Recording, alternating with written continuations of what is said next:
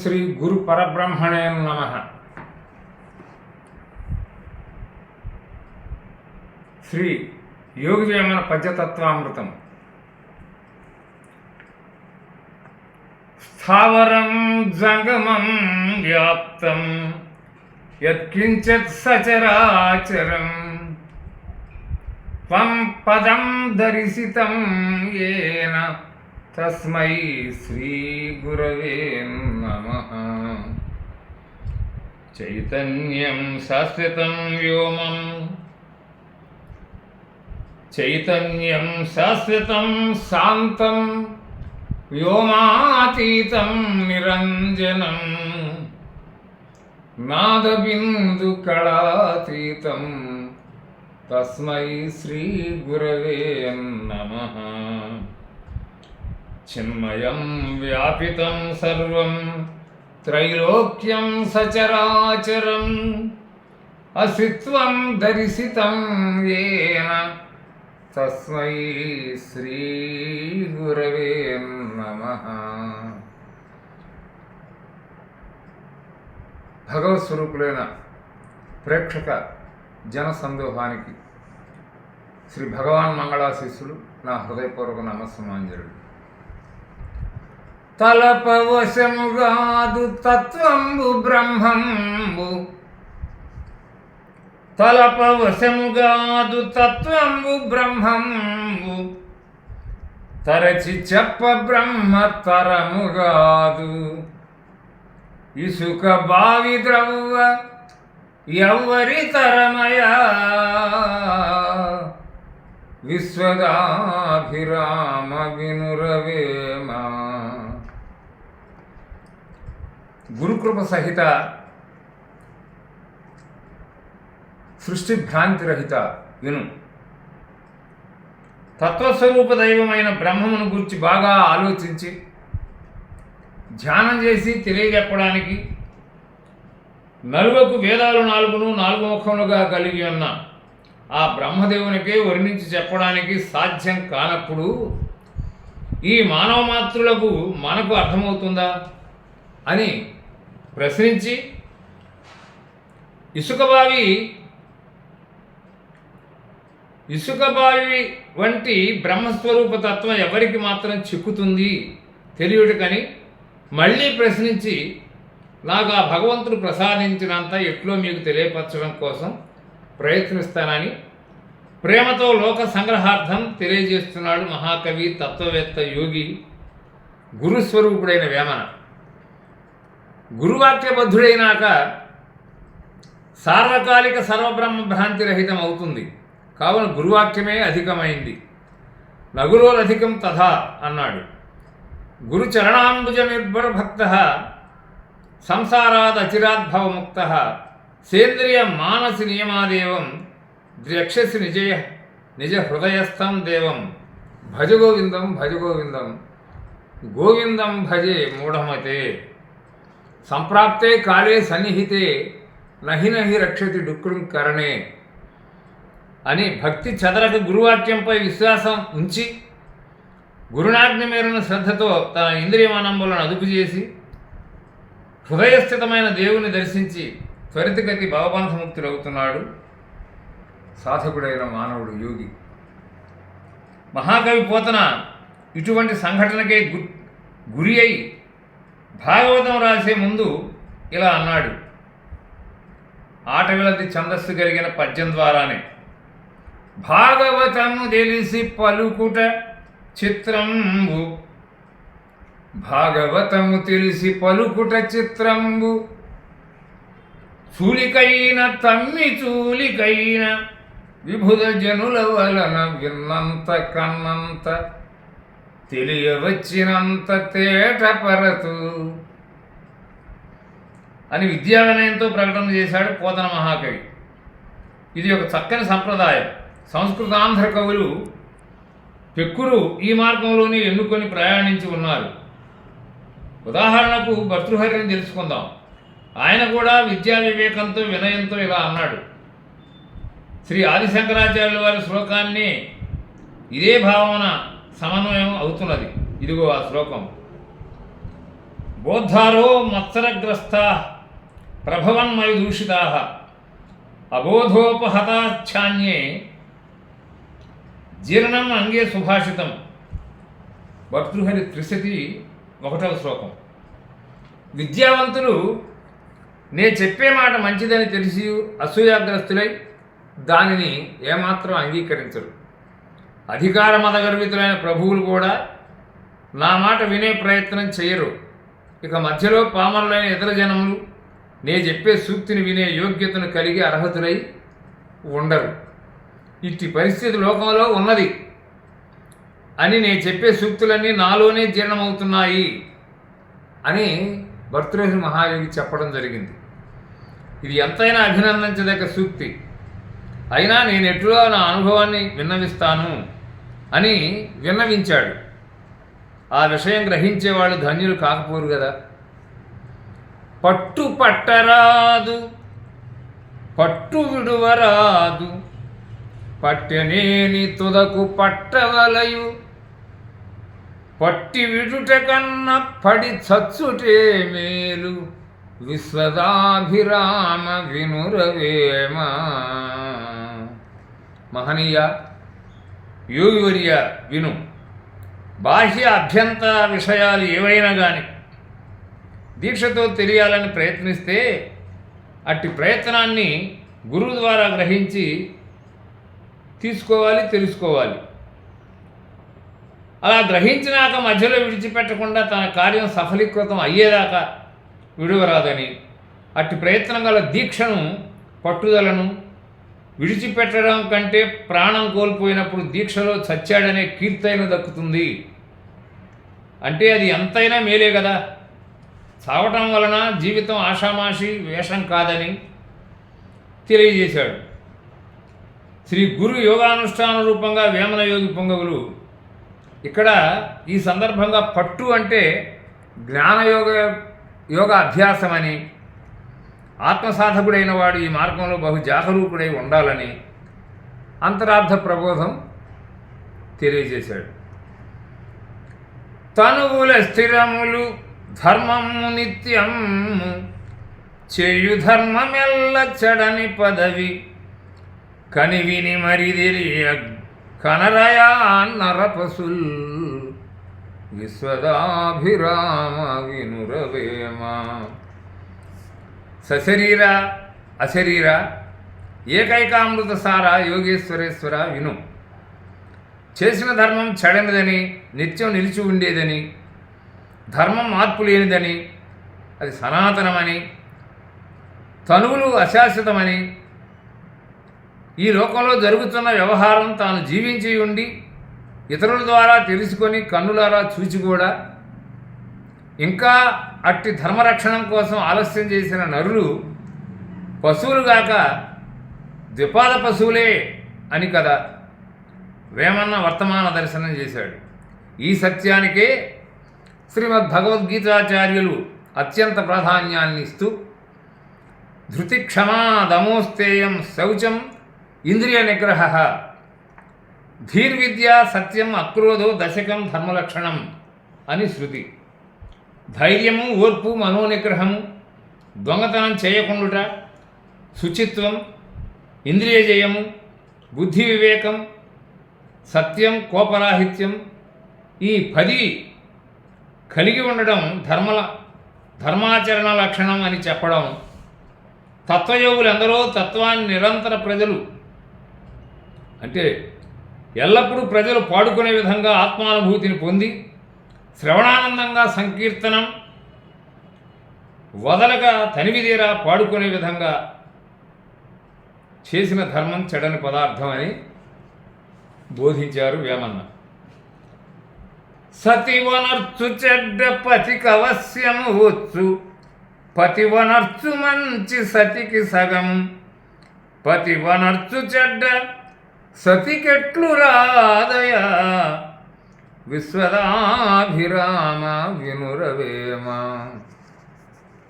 శుద్ధ నిర్గుణ తత్వస్వరూప విగత తాపత్రయ పరితాప నిష్ప్రపంచ నిజరూప విను. సతిపతులు ఇరువురిలోనూ సతి అంత పాపాత్మురాలైన ఆ పాప సమితి మొత్తానికి భర్తయే బాధ్యత వహించవలసి వస్తున్నది. అలాగే భర్త చేసిన పుణ్యములో సగభాగం భార్యకు దారాదత్తం అవుతున్నది. ఇది ధర్మశాసనమని పురుషుడు ప్రవర్తించవలసి ఉన్నది. భర్త చేసిన పాపకర్మలు భర్తయే అనుభవించవలసి వస్తున్నది. ఆ పాపకర్మ సమితిలో భార్యకు ఎటువంటి వాటా భాగం లేదు. ఇదే శాసనము ధర్మం అంటాడు వేమన్న. వేమనను గురించి చాలామంది విమర్శనా పరిశోధకులు వేమన స్త్రీ పట్ల వివక్ష చూపించాడని, స్త్రీ పట్ల ఆయనకు తగినంత ప్రేమ లేదని మూర్ఖులై వాదిస్తూ ఉంటారు.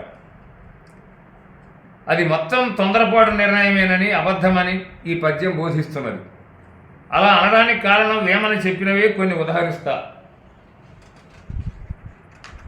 ఆలి మాటలు విని అన్నదమ్ముల రోసి వెరుబడెడువాడు వెర్రివాడు కుక్కతోక బట్టి గోదావరీదునా విశ్వదాభిరామ వినురవేమ.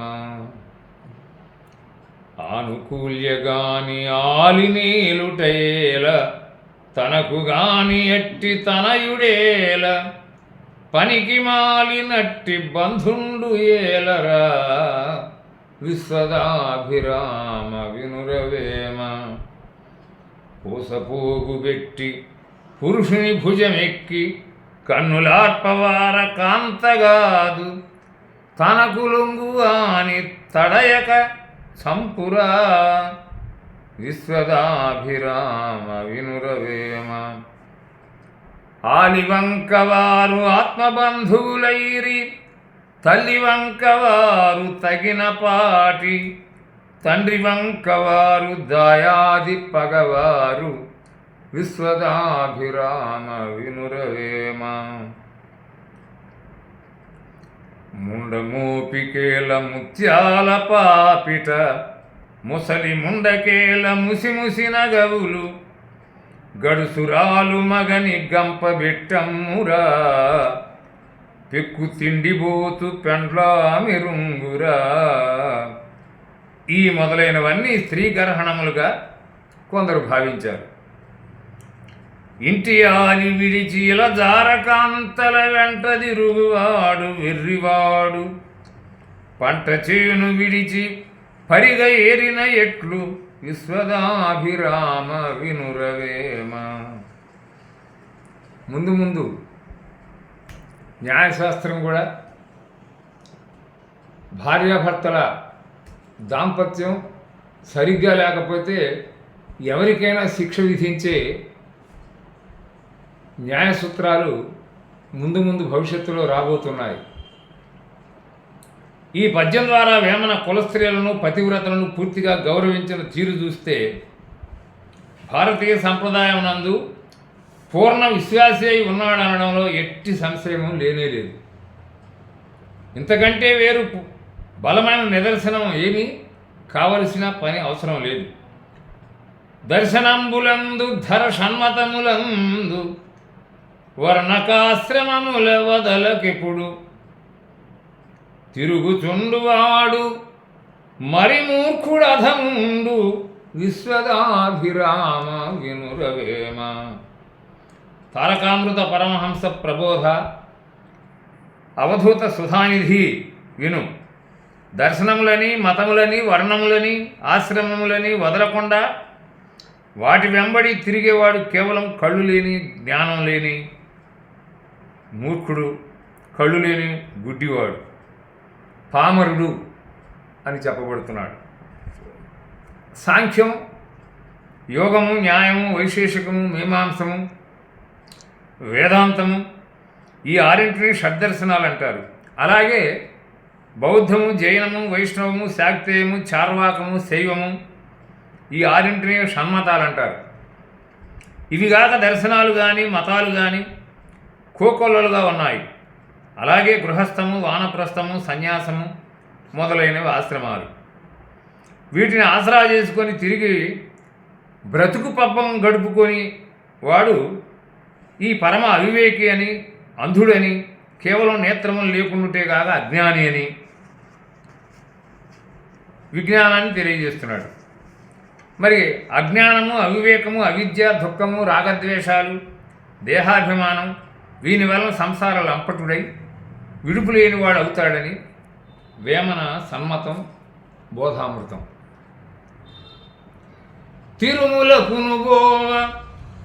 తిరుమలకునుబోవ తురక దాసరిగాడు, కాసిబోవ లంజ గరితగాదు, కుక్క సింహమగునే గోదావరికి బోవ, విశ్వదాభిరామ వినురవేమ. ఓ పూజనీయ వేమన యోగివర్య, దర్శనాచార్య విను. తిరుమల యాత్ర చేసినంత మాత్రమున తురకవాడు విష్ణుభక్తుడైన దాసరిగా మారనే మారడు. అలాగే పవిత్రమైన కాశీక్షేత్ర యాత్ర చేసినంత మాత్రాన కులట స్త్రీ పతివ్రతను కాదు. అలాగే పవిత్రమైన కాశీక్షేత్ర యాత్ర గావించిన మాత్రాన కులట పతివ్రత స్త్రీ కాదు. గోదావరికి పోయి అందులో ఆ గంగలో మునిగి ఈదినంత మాత్రాన కుక్క స్వభావం, గుణం, సింహపరాక్రమం ఎన్నటికీ కాదు. ఈ పద్యాల భావంతో వేమన కులాన్ని విమర్శించి గుర్తించినట్లు, గర్హించినట్లు, ఈ భావం ద్యోతకం అవుతున్న అంతరార్థం తాను చేసుకున్న పూర్వకర్మ ఫలం ఎంతో బలీయమైందని, అది మరి దుఃఖాన్ని రూపుమాపే మరి తత్వాన్ని గురువు ద్వారా తెలుసుకోవలసిందని, మరి అజ్ఞానంతో మరి చావటం మంచిదా అని ప్రశ్నిస్తున్నాడు. ఇల్లు ఆలు విడిచి ఇనుప కచ్చలగట్టి, వంటకంబు నీరు వాంఛలుడిగి, ఒంటినున్నయంత వనరునా తత్వంబు, విశ్వదాభిరామ వినురవేమ. ఓ సర్వజ్ఞ, ప్రజ్ఞానిధి విను. ఇంటిని ఇల్లాలని విడిచిపెట్టి కామాన్ని అణచిపెట్టే ప్రక్రియతో ఆచ్ఛాదనలు చేసి స్త్రీలను బంధించి తిండి తిప్పలకు కాళ్ళు మొగం వాచి కడుపు సొదలకు గురి చేసి ఎట్టి దాహానికి నోచుకొనకు దూరమై బలవంతంగా కోర్కెలను ఎండగట్టి అరణ్యాలకు పోయి మిక్కిలి ఒంటరిగా ఉన్నంత మాత్రాన సచ్చిదానందము, తత్సంబంధ బ్రహ్మము అనుభవ రూపం అవుతుందా, అనుభవానికి వస్తుందా అని ప్రశ్నిస్తున్నాడు. శరీరాన్ని శుష్కింపజేసినంత మాత్రాన తత్వం అబ్బుతుందా? పాఠాంతరం ఒంటినున్న ఎంత వనరునా తత్వంబు, అంటునా తత్వంబు అని కొన్ని ప్రతులలో రూపాంతరాలు. ఆదినొకటి తెలిసి ఆదిని మది నిలిపి, ఆదివాయువాడు అభవుడగును, ఆదివాయువాడు అంధకురీతిరా, విశ్వదాభిరామ వినురవేమ. సర్వమంత్రార్థ విచ్ఛేద, సర్వశాంతి సుఖద, మౌననిష్ట జ్ఞానప్రద విను. మోక్షమార్గమున మొదలైందో పూర్తిగా తెలుసుకొని అట్టి మూలమైన పరబ్రహ్మ స్వరూపాన్ని మదిలో స్థిరం చేసి దానిని వదలకుండి తిరుగని బుద్ధి కలిగిన వాడే చావు పుట్టుకులు లేని పరమేశ్వర స్వరూపాన్ని పొందగలుగుతాడు. అట్టి చేతన స్వరూప పరబ్రహ్మమును సందర్శింపక వదిలిపెట్టేవాడు గుడ్డివానితో సమానుడవుతాడు అంటున్నాడు. ఆది అంటే తల్లి అని, తొల్లి అని అర్థం. ఏది నీ దినచర్యల్లో నీ యందు నిండి నిబిడీకృతమై నీ చేత నేను నేను అని అహరహం నిండి ఉండి ఎల్లప్పుడూ అన్నింటా మూలమై వదిలిపెట్టకుండా సమస్త కర్మలను చేయిస్తూ ఉన్నదేదో అదే మూల పరబ్రహ్మం చైతన్యం. అట్లు పరమాత్మను తెలిసి మనస్సునందు దృఢం చేసి దానినే ధ్యాన రూపంగా ఎంచుకొని సమస్త దుఃఖాలకు కారణభూతమైన దృశ్యమాన మాయామయ జగత్తు, ఈ కామ క్రోధ లోభ మోహ మద మత్సరాలు, తద్రూప సుఖదుఃఖ కష్టనష్ట మానవమాన రాగద్వేషాదులు అన్నింటినీ శమింపజేసి నిన్ను దైవీ సంపత్తులు నిలవబెట్టి ఈ సర్వరూప స్వరూపంగా శాంతిని, మోక్షాన్ని, ఆనందాన్ని శాశ్వతంగా కలుగజేస్తుందో అదే పరబ్రహ్మ స్వరూపం. అహం బ్రహ్మాస్మి తద్రూపాన్ని అయిన ఆదిని ఎవడైతే దర్శింపలేక సతమతమవుతుంటాడో, శాంతికి ముక్తికి ఎడమైపోతుంటాడో వాడు అజ్ఞాన తమోగుణ వృతాత్ముడే అంటాడు వేమన్న. భగవద్గీత కూడా ఇదే విషయాన్ని చెప్తుంది. నతద్భాసయతే సూర్యో నశశాంకో నపావకః యద్గత్వాన్ అనివర్తంతే తద్ధామ పరమం మమ. పురుషోత్తమ ప్రాప్తియోగం 15వ అధ్యాయం 6వ శ్లోకం. ఏది స్వానుభూతిగా పొందబడుతున్నదో తద్వారా మరలా ఈ సంసార వలయమున చిక్కుకొనడు అట్టి దానిని సూర్యచంద్రాగ్నులు ఎప్పుడునూ ప్రకాశింపజేయలేరు. అదియే నా పరమపదమని, ఆదియే ఆది, ఆదులకు ఆది అని మహాయోగ విజ్ఞానాన్ని వేమన తన దివ్య భవ్య జ్ఞానంతో విశదీకరణ చేస్తున్నాడు. హరి ఓం తత్సత్.